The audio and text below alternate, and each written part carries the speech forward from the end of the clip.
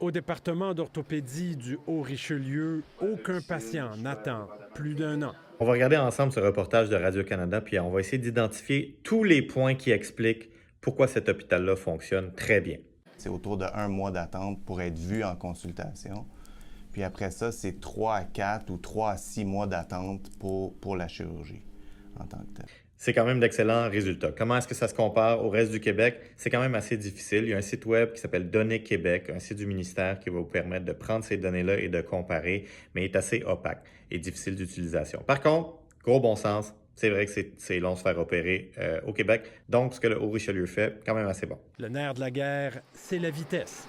La préparation des salles ne prend que 10 à 15 minutes entre chaque opération. On fait ici de 4 à 8 chirurgies par salle à chaque jour, ce qui est au-dessus de la moyenne du Québec.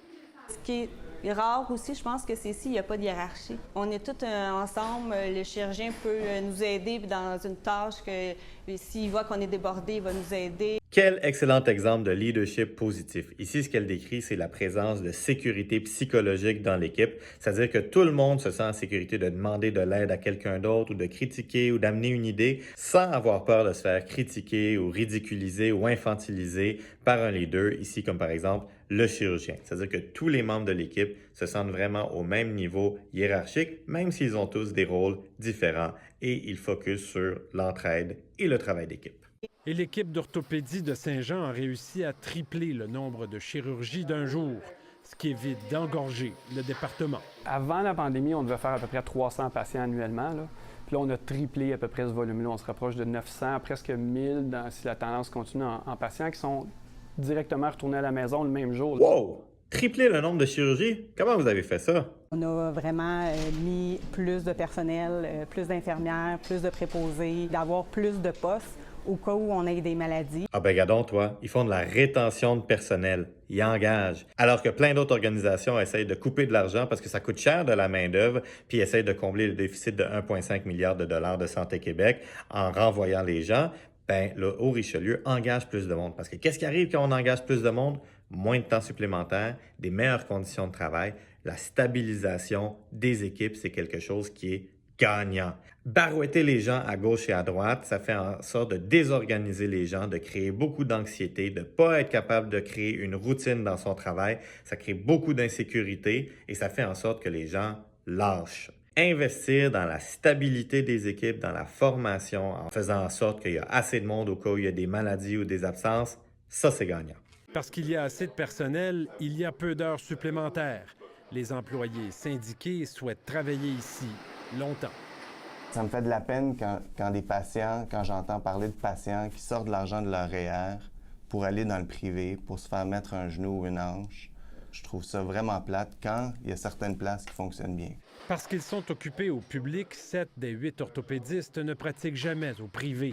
Ah ben regardons, il y a de la job au public et le public est capable d'être performant. Quand on lui donne les ressources, le public est capable de faire n'importe quel travail que le privé est capable de faire, encore plus et encore mieux, parce que le privé prend jamais les cas complexes, va jamais prendre les patients qui sont très malades et très comorbides, qui vont avoir des longues hospitalisations puis un haut risque de complications. Donc, investir dans le public, c'est investir dans notre santé à tous.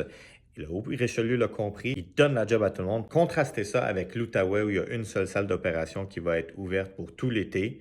Bien, je crois qu'il y a plus qu'un chirurgien qui veut opérer. Même chose pour les infirmières de salle d'op, les inhalothérapeutes, les préposés, tout le monde. C'est sûr que les gens vont aller chercher du travail ailleurs, puis ils vont aller au privé parce que, vous savez quoi?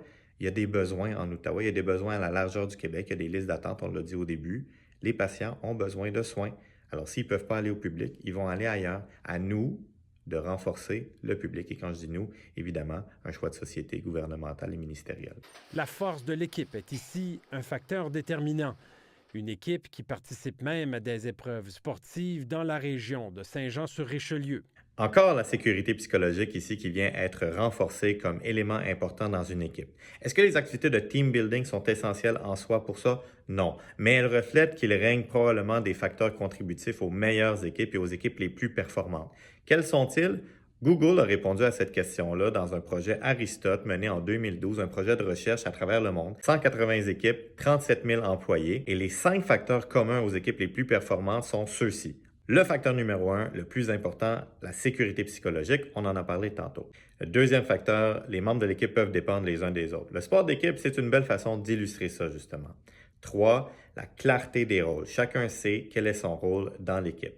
4, le sens de ton travail. Je pense qu'en santé, on a un sens, on aide les gens à aller mieux. Et 5, un impact. Notre travail a un impact.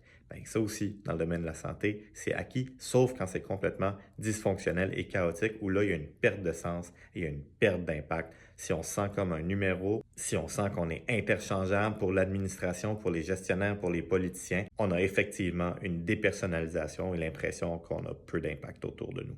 On veut que ça avance, on veut que ça aille bien, puis on veut faire le plus de chirurgie possible. C'est quelque chose qui peut peut-être nous démarquer d'autres, mais nous autres, ça nous rend fiers. C'est important, la fierté. C'est quand la dernière fois que vous avez été fier de votre organisation, que vous avez été fier de votre équipe, que vous avez été fier de votre travail?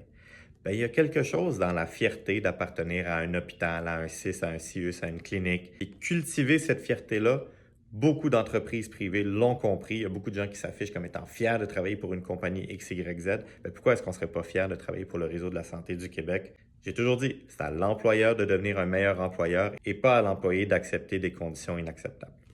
Fier de prouver qu'il semble encore possible d'être performant dans le secteur public.